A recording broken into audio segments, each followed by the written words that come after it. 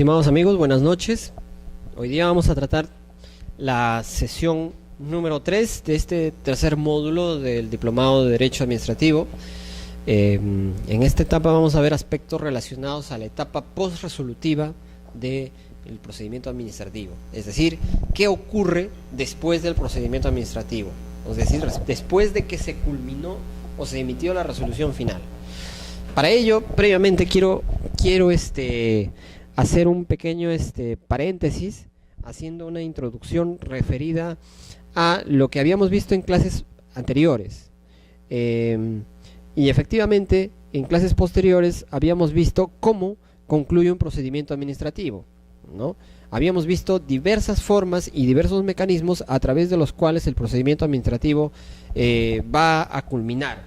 No obstante, debemos tener en cuenta que esa culminación no necesariamente implica que el procedimiento ya no va a haber ninguna actividad adicional, sino se abre una nueva fase en la que se van a dar situaciones en las que, por ejemplo, va a haber una intervención ya de terceros, quizás, de terceros órganos resolutivos. En este caso se habló de una primera autoridad administrativa que fue la primera instancia. En esta etapa podría intervenir otras instancias, como lo vamos a ver a continuación. Entonces, es importante tener en cuenta que la forma de culminar un procedimiento es a través de resoluciones que se pronuncian sobre el fondo del asunto, ¿no? En el caso, por ejemplo, de el pedido de una licencia municipal para la apertura de un local, ¿no? Entonces, la resolución que se pronuncie sobre el fondo será aquella que me deniegue o me conceda el derecho, ¿no? Ya habíamos comentado esto en anteriores oportunidades, e incluso lo graficamos con algunos ejemplos. Entonces, pero también hay otras formas de culminar el procedimiento administrativo, ¿no? A través del silencio administrativo positivo, a través del silencio administrativo negativo. Es decir, estas dos categorías o estas dos formas de culminar el procedimiento administrativo son dos ficciones, si se quiere decir. O sea, es decir, hay pronunciamientos fictos, ya sea positivo o ya sea negativo. Entonces, en esta situación, aun cuando no existe una resolución, también se podrá plantear una suerte de abrir la fase recursal. En esta sesión vamos a tratar todo lo que es de aspectos de los recursos administrativos, y para hacer un paréntesis, una introducción, quería recordar esta situación, ¿no? Entonces, aun cuando se trate de acuerdos, ¿no?, o desistimientos, la resolución es impugnable, y esta resolución podría ser materia de apelación, de reconsideración, ¿no? O sea, prestación efectiva de lo pedido, de conformidad con el administrado, resoluciones que así lo declaren. O sea, hay varias formas, como ustedes verán, de concluir un procedimiento administrativo. Entonces, estas formas ameritan que una vez culminado el procedimiento administrativo pueda haber una suerte de impugnación. Es importante tener en cuenta que los recursos administrativos, que en este caso los vamos a ver más adelante, son de varios tipos, obligan a la administración a revisar nuevamente el pronunciamiento inicialmente emitido. ¿Por qué? Porque existe una facultad de contradicción del administrado. Es un derecho constitucional, es un derecho incluso de defensa que el administrado tiene para que pueda defenderse de quizá una situación en la que no le es favorable el pronunciamiento de la administración. Muchas veces se habla quizá de situaciones en las que una resolución o un acto administrativo ha causado una situación de modificación del status quo, una situación de un gravamen al administrado. Por ejemplo, imaginemos un procedimiento sancionador. En este procedimiento sancionador, por lo general, lo que sucede es que la administración, por lo general, impone una sanción. Y cuando impone una sanción, lo que está imponiendo es un gravamen, va a afectar económicamente al administrado. Por lo tanto, a él le asiste el derecho de contradecir esta resolución, ¿no? Como un derecho que le corresponde, un derecho constitucional. También esto es expresión de unos principios procesales como el de la pluralidad de instancias o el derecho a la pluralidad de instancias, lo cual no siempre se da en todos los recursos, como vamos a ver más adelante, porque todos los recursos no necesariamente implican dos instancias, ¿no? Entonces quiero por favor que se tenga muy en cuenta las formas de cómo concluye un procedimiento, ¿no? Estas resoluciones que se pronuncian sobre el fondo, habíamos dicho que pueden ser pues la que concede o le niega un derecho, la que sanciona, ¿no? La que archiva un caso, declara infundada una denuncia, declara fundada una denuncia, una petición.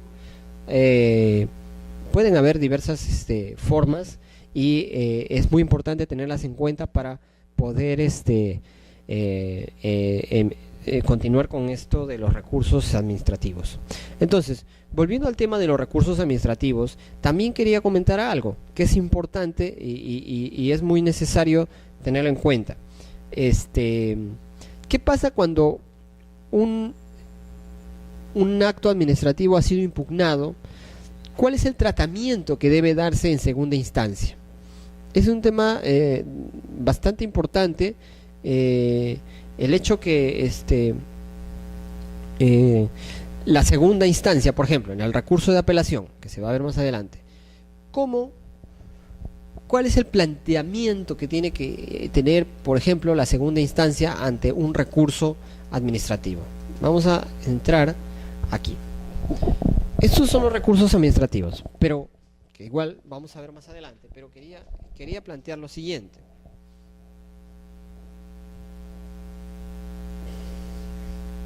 ¿Cuál es la naturaleza, la forma a través de la cual la segunda instancia va a... ¿Qué tratamiento le va a dar la segunda instancia a los recursos de apelación? Se debe tener en cuenta que en una segunda instancia, por ejemplo, tratándose de los recursos de apelación, la administración lo que va a lograr, o en todo caso va a hacer, es revisar el caso, pero en la vía administrativa debe centrarse en lo que se ha planteado en el recurso. No puede escaparse, o sea, no puede resolver la administración pública en segunda instancia algo que no tenga que ver con lo planteado en el recurso de apelación. Tiene que resolverse algo que ha sido planteado, de manera tal que si la administración evita o evade esta responsabilidad de pronunciarse sobre cada uno de los hechos expuestos en la apelación, estaría incurriendo también en nulidad. Entonces quiero hacer esa salvedad antes de entrar a definir cada uno de los recursos que la ley les plantea. Del mismo modo, también quería profundizar en este tema. La facultad de contradicción solamente procede contra actos que aparentemente lesionan, violan, desconocen algún derecho. Estos recursos solamente van o solamente se interponen contra actos definitivos que ponen fin a la instancia. También quiero puntualizar, y esto es muy importante, que para interponer los recursos administrativos, normalmente la norma establece plazos, ¿no? Plazos, o sea, por lo general son 15 días, pero la norma puede exigir 7, puede exigir 10, depende de la norma especial, ¿no? Entonces, es muy importante que sean ejercidos dentro del plazo y forma establecido. Si son ejercidos con posterioridad, podrían ser desestimados, ¿no? Si el recurso de apelación se presenta dentro de o en todo caso fuera del plazo establecido, la autoridad administrativa que recibe el recurso puede denegarlo, y puede negarlo simplemente por su situación de extemporaneidad. Al margen de que tenga razón o no, en el fondo la calificación de forma exigirá que se verifique si se cumplió el plazo establecido en la norma, ¿no? Por lo general, estos plazos suelen estar contemplados en el TUPA, ¿no?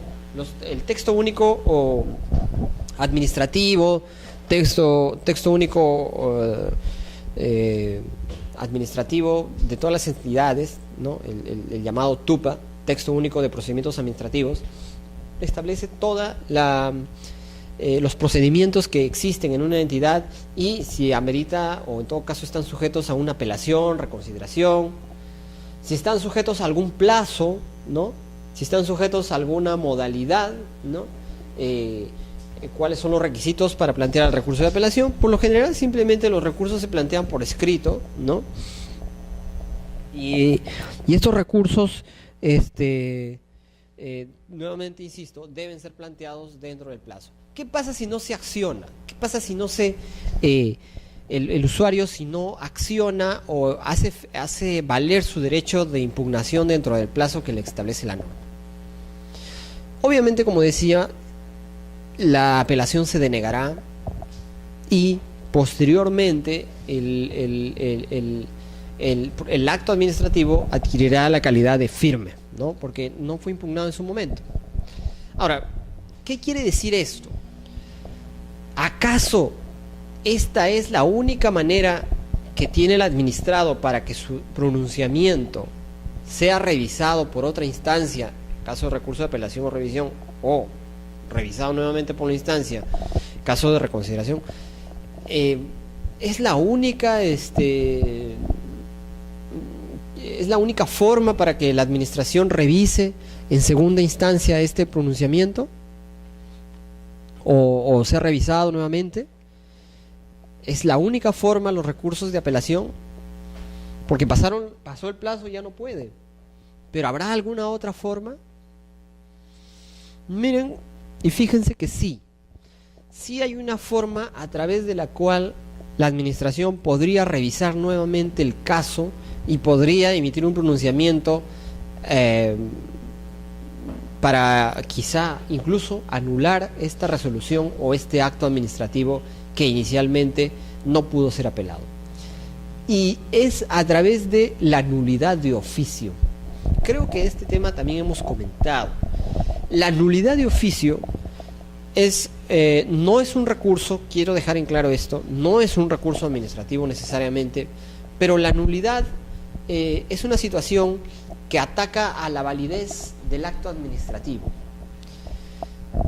Y si más allá del fondo del asunto, más allá de la controversia en sí, si es que el acto administrativo que se está revisando, del acto administrativo del cual se trata, no cumple con los requisitos de forma, con los requisitos de validez establecidos en la ley 27.444, puede ser materia de anulación. Es decir, puede incurrir en nulidad. Pero ¿qué pasa si esa nulidad no fue planteada en su momento? ¿Qué pasa si esa nulidad no fue advertida por el administrado? Incluso puede ser que sí la advirtió, pero a pesar que la apeló, porque tuvo la vía de apelación para hacerlo, o sea, pudo plantearlo a través de un recurso de apelación y no fue revisada esa nulidad, porque fue a través de una apelación, y para esta existe un plazo perentorio y no cumplió con el plazo, por lo tanto se denegó su apelación. Existe un plazo que es de 1 año para que la administración de oficio pueda revisar el acto administrativo. Y este acto administrativo puede ser declarado de oficio, si es que amerita declarar la nulidad de oficio. Entonces, esta sería, por decirlo menos, una puerta, una salida para buscar o para pretender que la administración pueda revisar un acto administrativo de manera diferente a los recursos administrativos, ¿no? Esta forma de hacerlo a través de la nulidad de oficio es un poco, no es muy usada, porque obviamente quien va a ejercer esa facultad de oficio es la propia administración, ¿no? Y por lo general la administración no suele advertir sus errores si no es a través de recursos, ¿no? Es a través de los recursos, advierte sus errores, se da cuenta que se equivocó, ¿no? Y puede ser que la segunda instancia le enmiende la plana a la primera, qué sé yo. Pero por lo general no suele dar el caso, no suele darse cuando es de oficio. Entonces, Pero si por A o B se enterase o tuviera algún alcance que le informase que esta resolución, que no fue impugnada, que ya quedó firme, adolece de algún vicio de nulidad, podría perfectamente declarar de oficio la nulidad, siempre y cuando lo haga dentro del año de emisión de este acto, dentro del año contado a partir de que quedó consentida o firme. Ese es un aspecto que quería tener en cuenta, no sin antes recordar que y nuevamente insistir que la nulidad no necesariamente es un recurso, que si bien es cierto puede estar planteado dentro de un recurso de apelación, pero no tiene la condición de recurso, como así también sucede con la queja, ¿no? Del mismo modo, es importante indicar que una vez que una resolución ya fue impugnada a través de una vía de recurso, ya sea un recurso de reconsideración, un recurso de apelación que vamos a ver, este pronunciamiento que emita la otra instancia o que se emite en segunda instancia o después de haberse presentado el recurso, por ejemplo, vamos a suponer que se planteó un recurso de apelación. Este recurso de apelación por lo general ocasiona que la segunda instancia declare las siguientes situaciones: o puede revocar el pronunciamiento, puede anular el pronunciamiento, puede confirmar el pronunciamiento, puede dictar nulidad parcial o nulidad total. Entonces, estas formas de concluir una apelación ameritan que una vez que se emitió la resolución de segunda instancia, ya no cabe volver a interponer recursos de apelaciones contra esa resolución. No puede haber, aun cuando haya una tercera instancia, porque lo que cabría en todo caso es un recurso de revisión, ¿no? Pero en este supuesto ya no podríamos hablar de un recurso de apelación. Por eso es que la norma nos indica que no cabe la apelación de actos que sean reproducción de otros anteriores que hayan quedado firmes, ¿no? Ni la de confirmatorios de actos consentidos por no haber sido recurridos en forma y tiempo.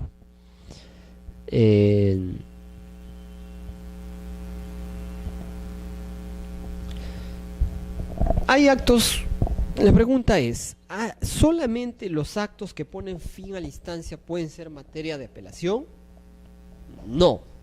La propia norma también ha establecido que hay actos que, sin ser definitivos, también podrían ser materia de impugnación a través de los recursos administrativos. Son contados y excepcionalmente son aquellos actos, aunque son de mero trámite, también determinan la imposibilidad de continuar el procedimiento o producen indefensión.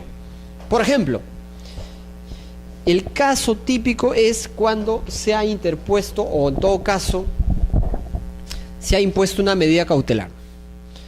Cuando se impone una medida cautelar durante el procedimiento, si bien es cierto se impone a través de una resolución de mero trámite, este es el único supuesto en el que podríamos hablar de recurso de apelación. Pregunta: ¿solamente contra eso o contra todo lo que está pasando? Solamente sería contra el recurso contra la medida cautelar. Entonces, si se dictó una medida cautelar y esta medida cautelar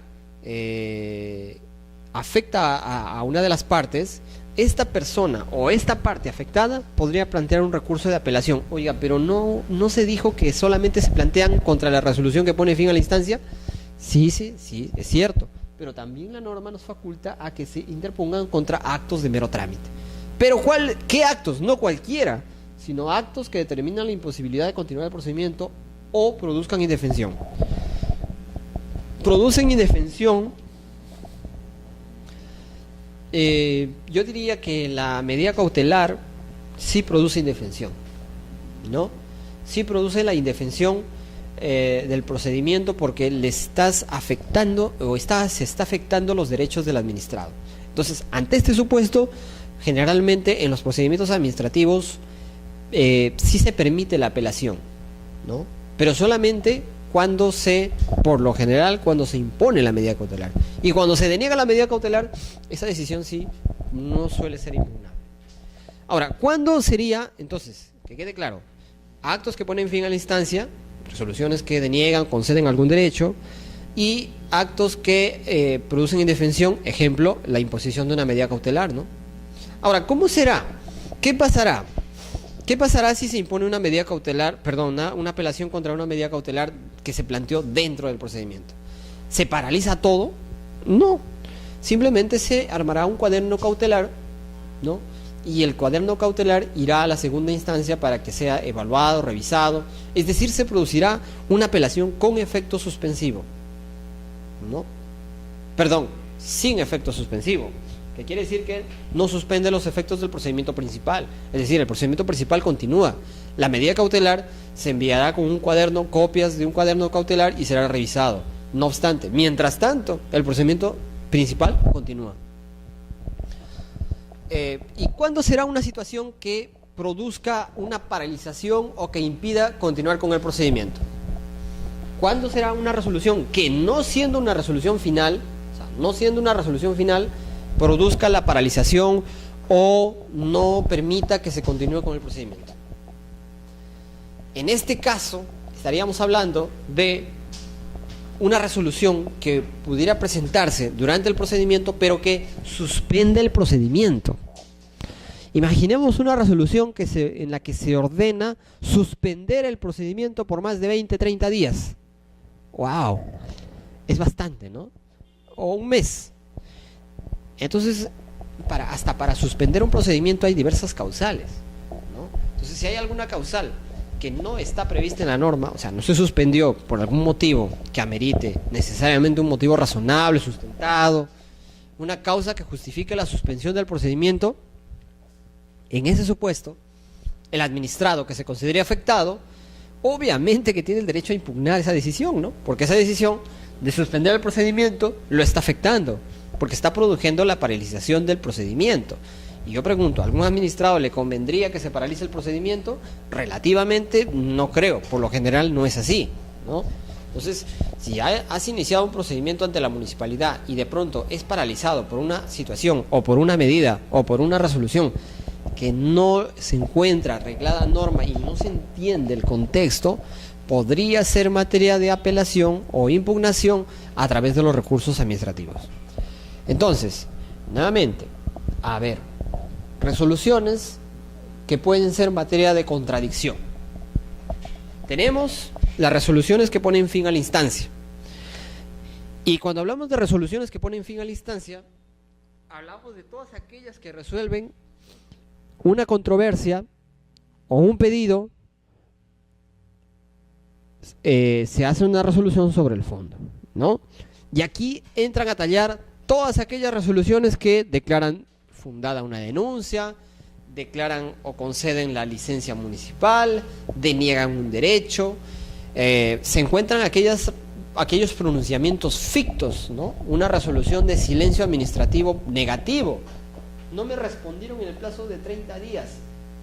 Y el TUPA establece que si no me responden, en este caso, el silencio administrativo ocasiona una suerte de silencio negativo. ¿Y qué pasa cuando hay un silencio negativo? Lo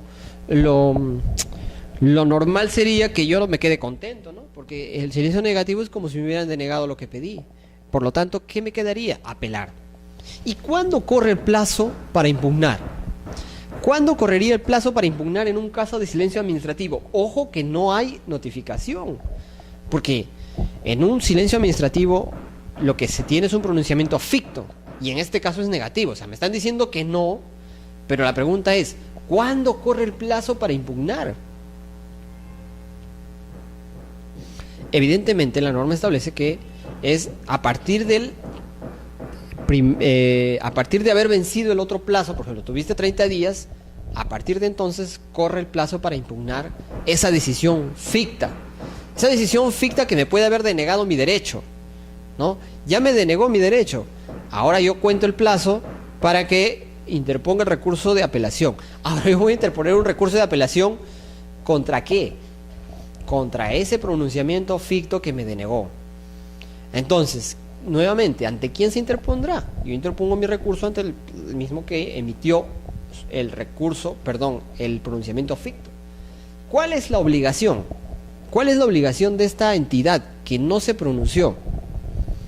Bueno, si no se pronunció, tendrá que conceder mi recurso, si está dentro del plazo y reúne todos los requisitos de la norma, concederlo a una segunda instancia, o si es una reconsideración tendrá que valorarlo nuevamente. Tener muy en cuenta que este silencio también podría ser positivo, pero también al ser positivo podría afectar a otra parte, ¿no? O sea, no solamente yo, sino puede estar involucrada otra parte. Entonces, igual hay que tener en cuenta que estos pronunciamientos administrativos, estos pronunciamientos o silencios no escapan al amparo, o en todo caso no escapan a la situación de impugnación que podría presentarse. Entonces, nuevamente quiero hacer mención a este tema de los silencios, porque puede ser que en segunda instancia tampoco haya pronunciamiento. Imaginemos que en segunda instancia tampoco hay pronunciamiento. Entonces entenderemos, quizá habría que ver el TUPA y hasta qué punto podría ser que la segunda instancia tampoco emita pronunciamiento, y ante la emisión del pronunciamiento yo podría estar ante un silencio positivo. Y de igual manera, cuando solicito alguna situación, algún derecho, que se me conceda algo a la administración pública, yo puedo solicitarle, por ejemplo, una licencia, y puede ser que ante el no pronunciamiento de la administración se pueda hablar de un pronunciamiento positivo, ¿no? Entonces, esas situaciones hay que tenerlas muy en cuenta para poder tener, o en todo caso, al momento de plantear los recursos administrativos. Existen ciertos requisitos, ya lo vamos a ver, hay varios requisitos, pero por lo general es muy importante que el recurso administrativo, en el recurso administrativo se indique claramente, aparte de los nombres y las partes que participan, o en todo caso el apelante, el impugnante, los datos del documento impugnado. Esto es muy importante. En los escritos de apelación siempre es necesario que uno indique o precise qué parte del procedimiento, o sea, qué resolución es la que es materia de impugnación, porque también podremos impugnar otros aspectos que ocurrieron durante el procedimiento. O sea, durante el procedimiento ocurrieron muchas cosas, muchas situaciones, muchas diligencias quizá, pero yo tengo esta oportunidad, que es el recurso de apelación, para hacerlas valer, para cuestionarlas.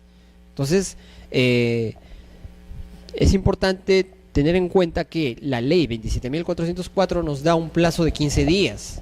Sin embargo, las normas especiales, todas las normas de procedimientos administrativos especiales, podrán establecer plazos mayores o plazos menores por una cuestión de especialidad. Recuerden que existe un principio de especialidad por el cual las normas administrativas especiales priman sobre las normas generales. Entonces, hecha esa salvedad, vamos a pasar a cuáles son los recursos administrativos que tenemos, ¿no? Entonces, ahí ustedes tienen el panorama de todos los recursos administrativos, ¿no? Son 3. Nuevamente, recordar que la nulidad no está aquí considerada como recurso administrativo, tampoco lo está la queja, tampoco está aquí, solamente son estos 3.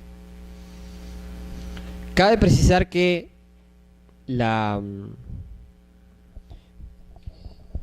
anterior norma de procedimientos administrativos contemplaba otras formas de recursos. No obstante, esta norma los ha dividido solamente en estos 3, ¿no?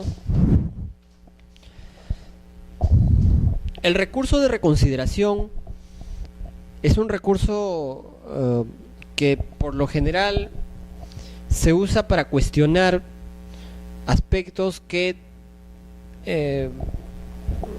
no han considerado ciertas pruebas. En el recurso de reconsideración yo busco que se considere una nueva prueba que yo puedo alcanzar, y por lo general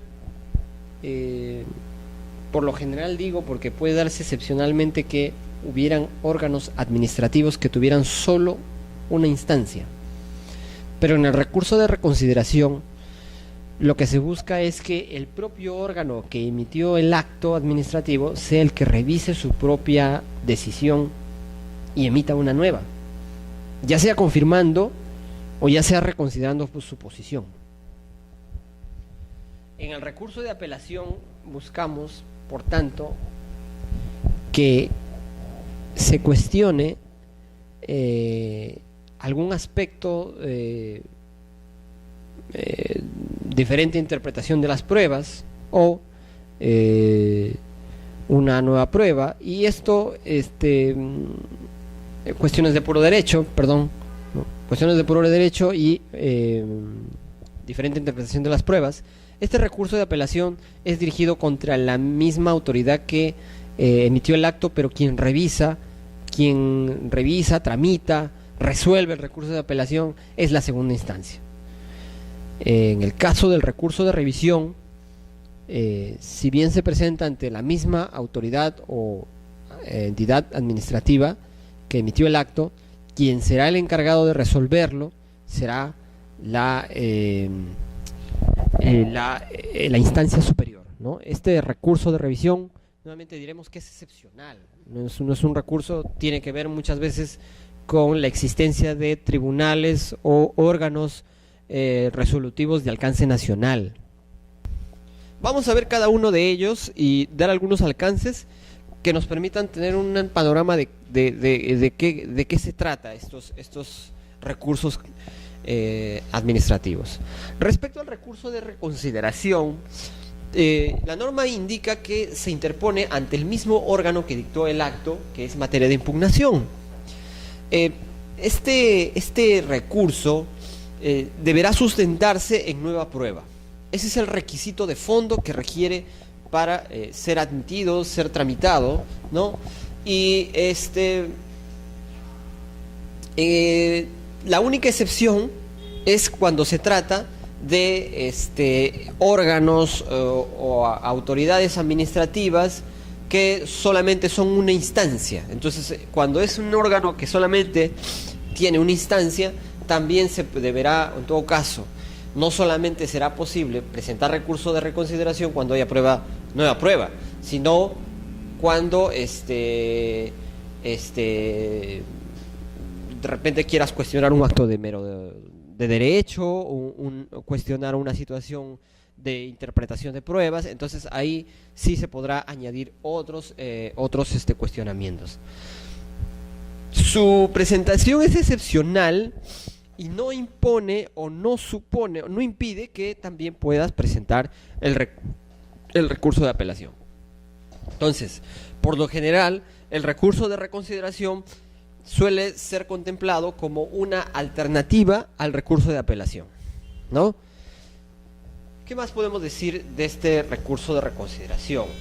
Es importante precisar que el recurso de reconsideración es resuelto por la misma autoridad que emitió el acto. Es decir, yo le enmiendo la plana, busco que se enmiende la plana el propio órgano que emitió el acto.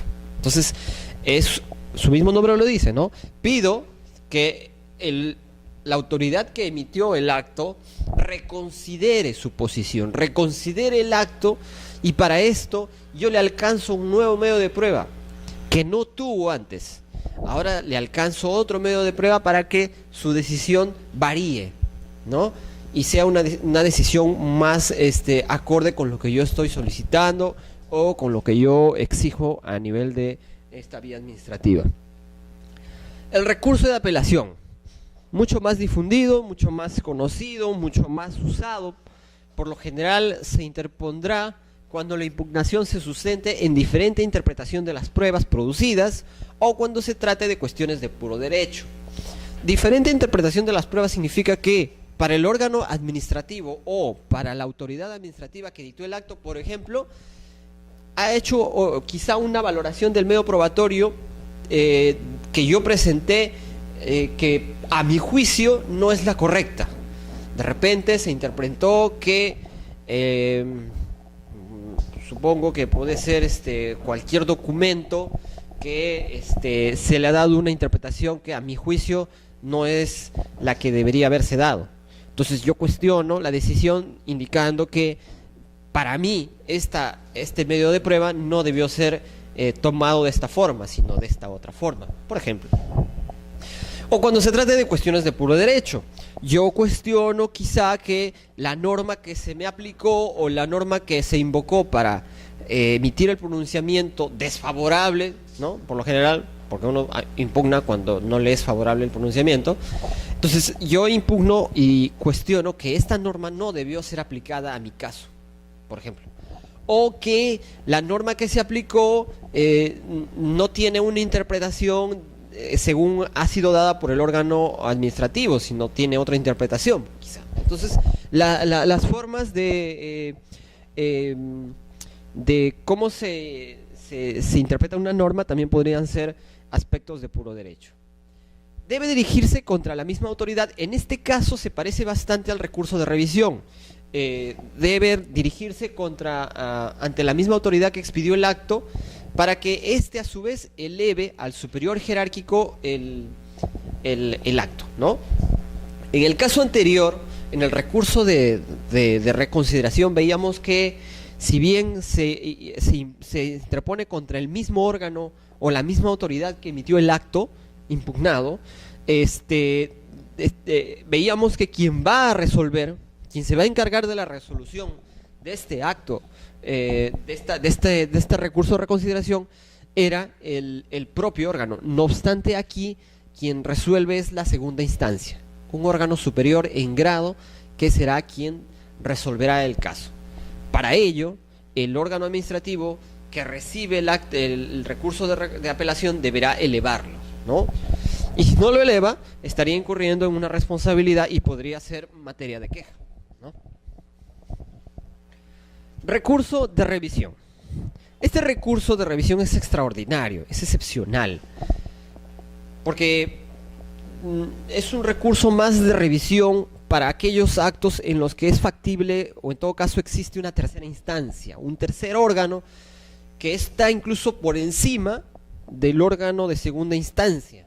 Y este recurso es una tercera instancia que por lo general tiene competencia nacional. Por ejemplo, hablamos de tribunales con alcance nacional, ¿no? Salas especializadas, por lo general. Y si las dos instancias anteriores fueron resueltas por autoridades que no tienen competencia nacional, ¿no? Por ejemplo, suele ser casos como, por ejemplo, el Tribunal de la Defensa de la Competencia del INDECOPI, que a su vez tiene unas salas, ¿no?, que tienen alcance nacional, ¿no? Entonces, por lo general, las comisiones tienen alcances regionales, ¿no? A nivel regional, y sus decisiones a veces pueden ser impugnadas vía revisión cuando se trata de procedimientos sumarísimos, por ejemplo, pueden ser impugnadas en revisión a la Sala de Protección al Consumidor. También se debe dirigir este recurso contra la misma autoridad que dictó el acto, para que ésta a su vez lo eleve a la instancia, a la tercera instancia, ¿no? Los requisitos: el recurso deberá señalar el acto del cual se recurre y cumplirá los requisitos establecidos en la norma, y debe ser autorizado por letrado. Es importante que la norma establece ello. Una vez vencidos los plazos para interponer los recursos administrativos, se perderá el derecho a articularlos, quedando firme el acto. Esto indica que una vez que el recurso ya, o en todo caso se perdió el derecho a activar estos recursos, el acto queda firme, ¿no? Adquiere la calidad de firme. Es importante también señalar que el error en la calificación del recurso por parte del recurrente no será un obstáculo para su tramitación, siempre que el escrito se deduzca su verdadero carácter. Por ejemplo, puede ser que el administrado se equivocó, ¿no? O sea, no consignó correctamente que era un recurso de apelación y de repente puso reconsideración, pero del contenido se verifica que es un recurso de apelación. Entonces la administración puede encauzar el acto, ¿no? Podría encauzarlo y en todo caso tratarlo como tal. Los recursos administrativos se ejercitan por una sola vez y en cada procedimiento administrativo. Nunca se puede interponer recursos simultáneos, es decir, yo no puedo presentar un recurso de apelación y también juntos o simultáneamente podría presentar un recurso de el recurso de reconsideración, por ejemplo.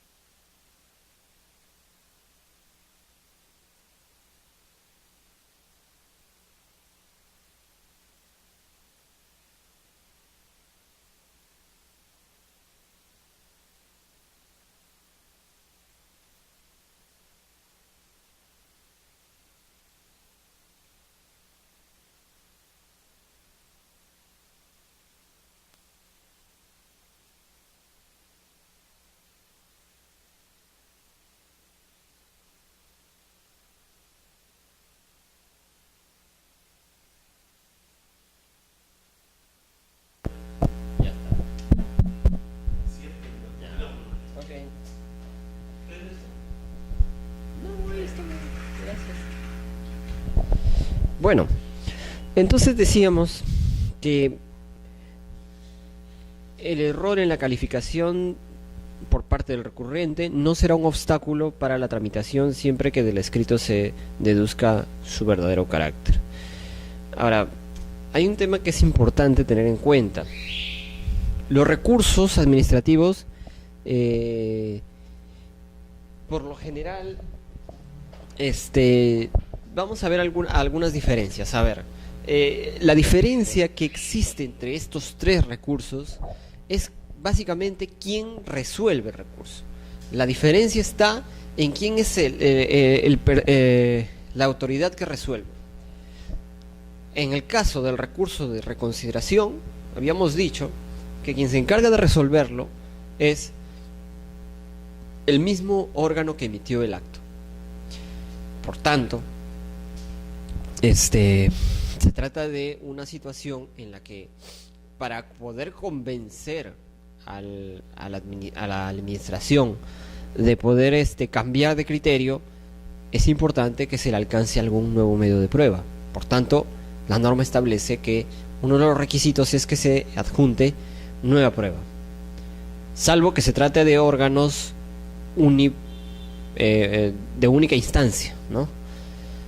Que por lo general no suelen haber. Por lo general los órganos o la autoridad administrativa suele tener diversos órganos de una instancia y de segunda instancia. Respecto a algunas similitudes que puedan tener estos recursos, todos, tanto el recurso de revisión como el recurso de apelación y el recurso de reconsideración, se interponen contra el mismo órgano que emitió el acto. O sea, una cosa es presentar el recurso y otra cosa es quién se encargará de su resolución, de su tramitación. Entonces, la diferencia estriba en quién los tramita, quién los resuelve. Quien resuelve y quien tramita el recurso de reconsideración es el mismo órgano que lo emitió. En el caso del recurso de apelación no será el mismo órgano que lo emitió, sino la segunda instancia, ¿no? El órgano de segunda instancia, el órgano superior. Y en el recurso de revisión será la tercera instancia. Por lo general, un órgano con competencia nacional, siempre que los órganos anteriores, las dos inferiores instancias, sean de competencia regional o local. Entonces, ahí tienen ustedes las diferencias que tiene cada recurso para que puedan tener una idea más clara sobre de qué se trata cada uno. Las similitudes, decía, se dan en cuanto a la presentación. Todos los recursos se presentan ante el mismo órgano que emitió el acto. Ese órgano se encargará de, si es que es reconsideración, de tramitar y resolver; si es que es recurso de apelación, elevar a la segunda instancia; y si es recurso de revisión, elevar a la tercera instancia. Otro aspecto que es importante señalar es que el recurso de revisión tiene ciertas similitudes con los recursos de casación, ¿no? Por lo general es muy parecido, ¿no? No obstante, cada autoridad, cada órgano de la administración pública, cada entidad se encargará de indicar o señalar qué requisitos en el caso particular amerita o deben cumplirse para que se interponga este recurso de revisión. Es importante señalar también que no todas las instituciones de la administración pública están obligadas a que en sus procedimientos existan estos tres recursos. No siempre. Es decir, habrán órganos o habrán autoridades administrativas que no necesariamente tengan en sus tupas previsto el recurso de reconsideración, quizá. O sea, no siempre. Este recurso de reconsideración, por lo general, lo solemos encontrar en autoridades locales, autoridades del sector educación. Mucho se aprecia este recurso de reconsideración. Me parece que el OCE también prevé el recurso de reconsideración. Por ejemplo, en los casos de En los casos de tributos, si no me equivoco, también está previsto. Eh, para los casos, en diversos casos de la administración pública se prevé, es bastante difundido. Más difícil quizá es encontrar recursos de revisión. No es muy usual, no suele haber mucho, pero algunas entidades de la administración pública lo suelen tener. Hay un tema interesante que es necesario acotar. Si bien la norma establece que el requisito para interponer recursos de apelación es entre cumplir los requisitos del TUPA, ¿no? Que establece cada TUPA de la institución,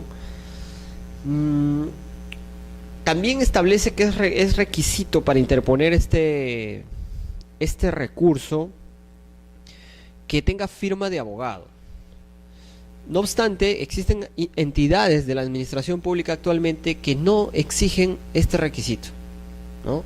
Si bien la norma general te dice que el recurso deberá tener firma de abogados, en virtud de una norma especial, por ejemplo, que el caso de el Indecopi, no es necesario que los recursos de apelación estén suscritos por un abogado.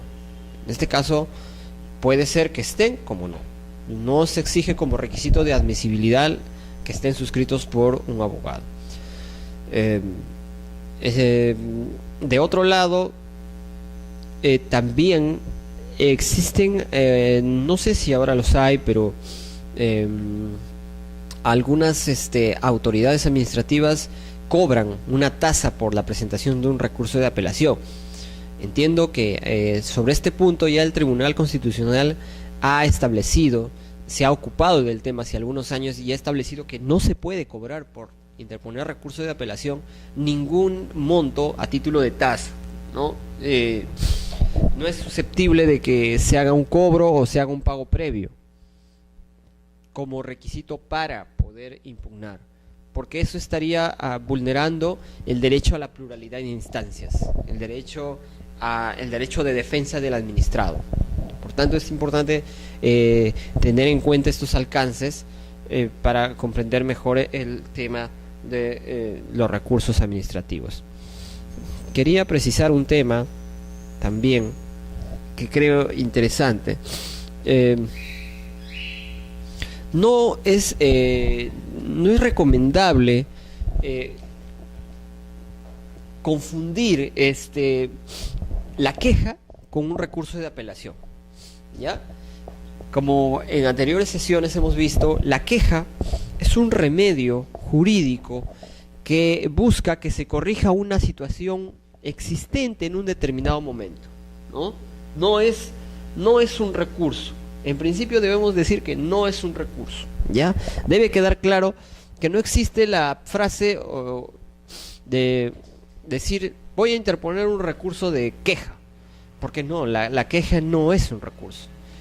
En principio, porque como dijimos, los recursos administrativos se interponen contra la resolución que dio fin a la instancia, ¿no? Contra la resolución final de la instancia. En cambio, en la queja es para actos de mero trámite o aquellos que produzcan indefensión o una situación que produzca la paralización del expediente. Entonces, tener muy en cuenta, por favor, que no se puede confundir queja con algún recurso administrativo como el de apelación, recurso a reconsideración. Si bien es cierto, la queja es resuelta por el superior jerárquico, ¿no? Como se había dicho en algunas sesiones anteriores, y el recurso de apelación, por ejemplo, también es resuelto por el superior jerárquico, es importante añadir y precisar que la apelación como tal busca cuestionar la resolución final. En cambio, la queja no. La queja es para actos posteriores a la emisión de la resolución final, incluso para cuestionar la notificación de la resolución final quizá, o para actos de mero trámite que se pueden haber dado antes de la emisión, en cualquier momento del procedimiento, pero que producen una paralización del procedimiento, producen indefensión, pero son actos de mero trámite. ¿Ok? Entonces, hecha esa salvedad, también quería comentarles que tampoco se debe confundir la nulidad con los recursos administrativos. La nulidad, señores, no es un recurso administrativo. La nulidad es simplemente una figura jurídica, una categoría jurídica que busca atacar a los requisitos del acto administrativo, ¿no? Requisitos de forma, requisitos de validez. Acuérdense que la nulidad y no necesariamente puede interponerse por las mismas causales de los recursos administrativos, ¿no? Nótese que los recursos de reconsideración, apelación, recursos de revisión son para temas de fondo. En cambio, la nulidad es para aspectos de forma, de validez del acto. Lo que no quiere decir que dentro de una apelación yo no pueda incluir aspectos de nulidad. Si yo quizá advertí que durante el procedimiento hubo una resolución de trámite, pero que está viciada de nulidad, yo puedo plantear eso a través del recurso de apelación. Es decir, en la vía administrativa yo podría plantear el recurso de nulidad conjuntamente con el recurso que yo quiera plantear, ¿no? Eso es importante también precisar. Entonces, con esto damos por concluido esta etapa, concluimos esta tercera sesión y nos encontramos en la próxima disertación. Muchas gracias.